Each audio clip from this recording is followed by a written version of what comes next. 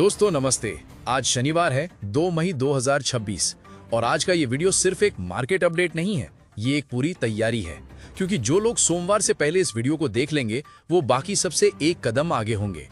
आज हम बात करेंगे कि इस हफ्ते बाजार में क्या हुआ, अमेरिकी बाजार कल रात कैसा रहा, ईरान और अमेरिका के बीच क्या नया हुआ, कोटक महिंद्रा बैंक के आज आए नतीजे क्या कहते हैं, डी मार्ट का हाल क्या है, वोडाफोन आइडिया को सरकार ने कितनी बड़ी राहत दी है, बजाज ऑटो का क्या बड़ा ऐलान हुआ है, सोना चांदी और क्रूड ऑयल कहां खड़े हैं, और सबसे जरूरी बात, सोमवार को जब बाजार खुले तो आपको क्या करना चाहिए। तो बने रहो क्योंकि अगले 15 मिनट तुम्हारे बहुत काम आने वाले हैं। बाजार का आखिरी ट्रेडिंग सेशन गुरुवार 30 अप्रैल को था।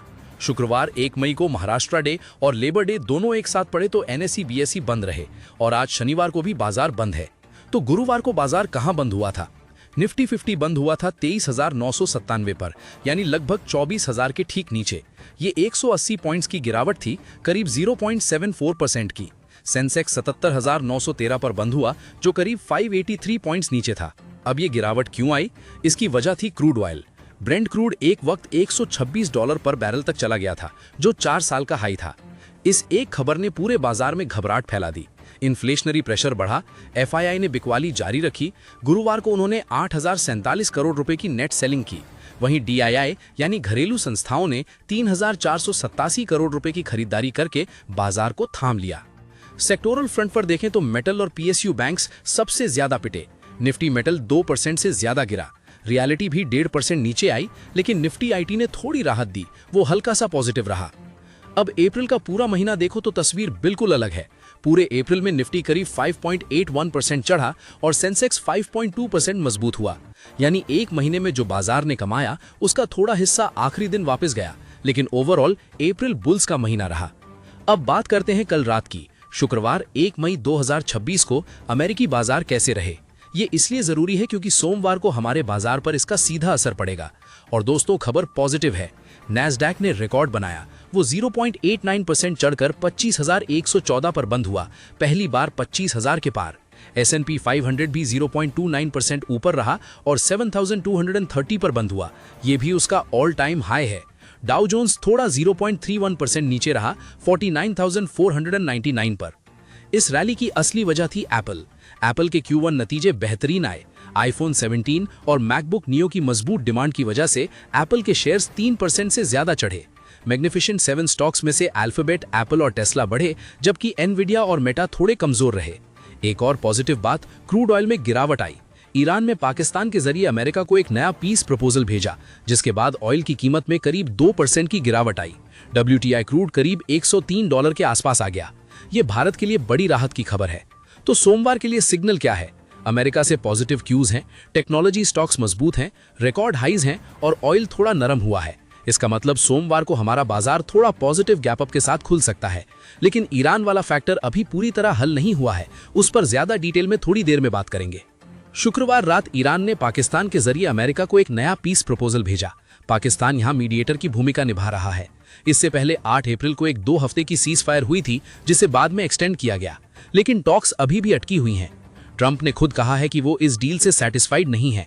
उन्होंने ये भी कहा कि अमेरिका को शायद बिना डील के भी ठीक रहा जाए, लेकिन साथ ही ये भी संकेत दिया कि बातचीत चल रही है। कुछ लोगों को ये पता है, ज्यादातर को नहीं। अमेरिका का ब्लॉकेड ईरान के पोर्ट्स पर जारी है। ईरान ने straight of Hormuz commercial ships के लिए टेक्निकली खोल दिया है, लेकिन अमेरिका, इजराइल और उनके एलाइज के जहाजों को नहीं जाने दे रहा। CNN की रिपोर्ट के मुताबिक ईरान का कहना है कि अगर अमेरिका अपना नेवल ब्लॉकेड हटाए तो स्ट्रेट पूरी तरह खुल सकती है।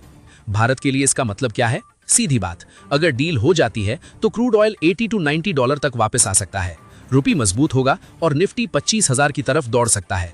और अगर डील नहीं हुई तो क्रूड 100 से $110 पर टिका रहेगा, इन्फ्लेशन का प्रेशर रहेगा और बाजार रेंज बाउंड रहेगा।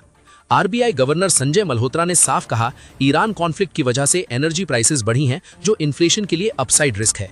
RBI ने वित्त वर्ष 2027 के लिए GDP ग्रोथ 6.9% और इन्फ्लेशन 4.6% रहने का अनुमान लगाया है। अगर क्रूड ऑयल 110 से $115 के ऊपर टिका रहा तो इन्फ्लेशन 5% तक जा सकती है, जो RBI के लिए अनकंफर्टेबल होगा। इसका मतलब है जब तक ईरान का मामला नहीं सुलझता, RBI रेट कट की तरफ जाने से बचेगी। बैंकिंग सेक्टर के इन्वेस्टर्स के लिए ये एक इंपॉर्टेंट सिग्नल है। निम यानी नेट इंटरेस्ट मार्जिन पर प्रेशर रह सकता है।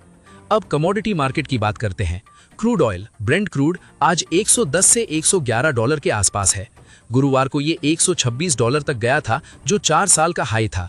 शुक्रवार को ईरान के पीस प्रपोजल की खबर से करीब 2 से 3% की गिरावट आई, लेकिन 100 डॉलर के ऊपर बना रहा, जो इंडिया के लिए अब इंटरनेशनल एनर्जी एजेंसी ने अपनी अप्रैल रिपोर्ट में कहा है कि ग्लोबल ऑयल सप्लाई में करीब 10 मिलियन बैरल्स पर डे की कमी आई है। ये हिस्ट्री की सबसे बड़ी सप्लाई डिस्ट्रप्शन में से एक है। भारत 85% क्रूड इंपोर्ट करता है, तो ये हमारी अर्थव्यवस्था पर सीधा असर डालता है। सोने की कीमतें अभी भी ऊंचे स्तर पर बनी हुई हैं।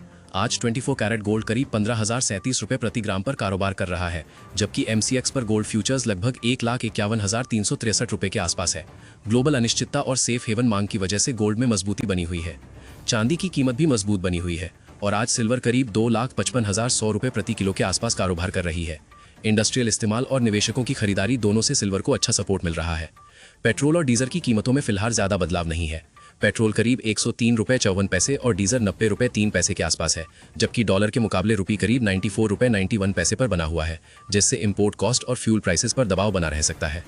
आज सुबह 10 बजे कोटक महिंद्रा बैंक का बोर्ड मीटिंग हुआ और Q4 के नतीजे घोषित हुए। कंसोलिडेटेड नेट प्रॉफिट 5,423 करोड़ रुपए रहा, जो पिछले साल की इसी तिमाही के मुकाबले करीब 10% ज्यादा है। टोटल इनकम 28,108 करोड़ रुपए रही। इंटरेस्ट इनकम 6.3% बढ़ा। बोर्ड ने 0.65 पैसे पर शेयर का डिविडेंड भी रिकमेंड किया है, जिसे AGM में अप्रूव किया जाएगा। ये नतीजे एनालिस्ट्स की उम्मीदों से बेहतर रहे, क्योंकि प्रोविजनिंग कम हुई और कॉस्ट मैनेजमेंट बेहतर रहा। लोन बुक की बात करें तो प्रोविजनल्स के मुताबिक नेट एडवांसेस 16.2% बढ़कर 4,95,892 करोड़ रुपए हो गए और डिपॉजिट्स 14.7% बढ़े। सोमवार को कोटक बैंक स्टॉक पे नजर रखो, पॉजिटिव रिएक्शन आ सकता है। बजाज ऑटो ने एक बड़ी खबर दी है। कंपनी के बोर्ड ने अनाउंस किया है कि 6 मई को बोर्ड मीटिंग में शेयर बायबैक के प्रपोजल पर विचार होगा, साथ में Q4 रिजल्ट्स और डिविडेंड भी आएंगे। ये बजाज ऑटो का हाल के वर्षों में तीसरा बायबैक होगा। स्टॉक 30 अप्रैल को 10,039 रुपये पर बंद हुआ था। मार्केट में चर्चा है कि बायबैक प्राइस 11,500 से 13,000 रुपये के बीच हो सकती है। सोमवार को बजाज ऑटो में पॉजिटिव सेंटिमेंट रह सकता है। डिफेंस सेक्टर की कंपनी जेन टेक्नोलॉजीज लिमिटेड के मार्च तिमाही नतीजे कमजोर रहे हैं। कंपनी का मुनाफा करीब 69% गिरकर 31.5 करोड़ रह गया, जबकि रेवेन्यू भी 45% घटकर 178 करोड़ पर आ गया, जिससे ऑपरेशनल दबाव साफ नजर आया। जेन टेक्नोलॉजीज का EBITDA 63% गिरा है और मार्जिन घटकर 28.6% रह गया। हालांकि कंपनी ने 1 रुपये प्रति शेयर डिविडेंड का ऐलान भी किया है। मार्च 2026 तक कंपनी की ऑर्डर बुक 1336 करोड़ पर बनी हुई है, जो आगे के बिजनेस को सपोर्ट दे सकती है। जेन टेक्नोलॉजीज लिमिटेड के शेयर में पिछले 1 साल में भारी उतार चढ़ाव देखने को मिला है। गुरुवार को स्टॉक करीब 0.7% गिरकर 1,671 रुपये पर बंद हुआ, जबकि जून 2025 में ये 2,268 रुपये के उच्च स्तर तक पहुंच चुका था। सरकार ने वोडाफोन आइडिया की AGR देनदारी में 27% कटौती करते हुए इसे 87,695 करोड़ से घटाकर 64,046 करोड़ कर दिया है। साथ ही कंपनी को भुगतान के लिए लंबा समय दिया गया है, जहां शुरुआती कुछ वर्षों में राहत मिलेगी और बाद में किश्तों में भुगतान करना होगा। हालांकि बाजार को इससे बड़ी राहत की उम्मीद थी। एनालिस्ट के मुताबिक निवेशकों को करीब 50% कटौती की उम्मीद थी, इसीलिए 27% राहत को उतना बड़ा पॉजिटिव नहीं माना जा रहा। ऊपर से 2027 से स्पेक्ट्रम पेमेंट का भारी बोझ भी शुरू होगा, जो अगले 3 साल में करीब 49,000 करोड़ तक पहुंच सकता है।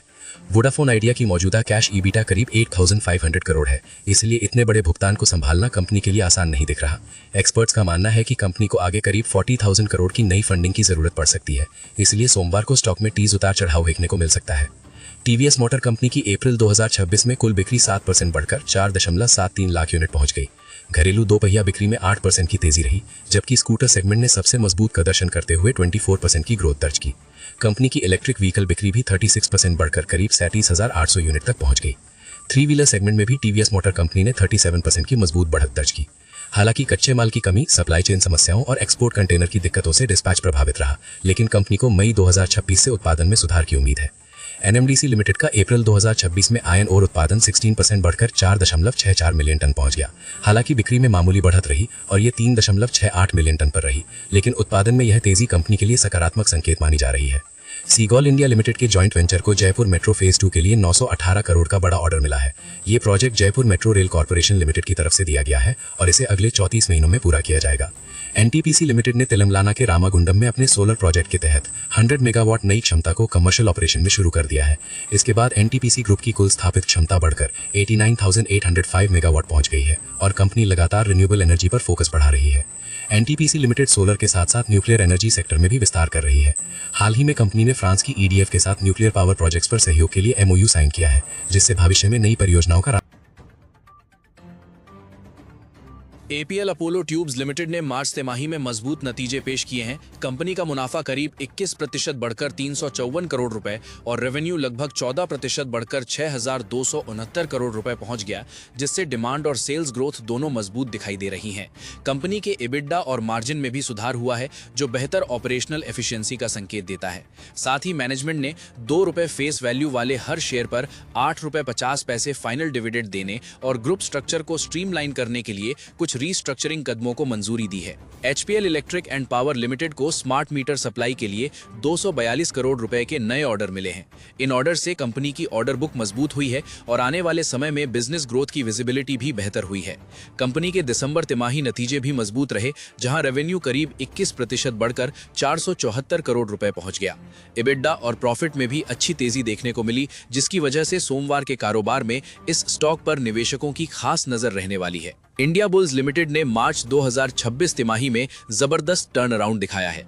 पिछले साल के 164 करोड़ रुपए के घाटे की जगह इस बार कंपनी ने 194 करोड़ रुपए का नेट प्रॉफिट दर्ज किया, जिससे बिजनेस रिकवरी के संकेत मिले हैं। कंपनी की कुल आय बढ़कर 418 करोड़ रुपए पहुंच गई और पूरे वित्त वर्ष में सेल्स बुकिंग 2,752 करोड़ रुपए रही।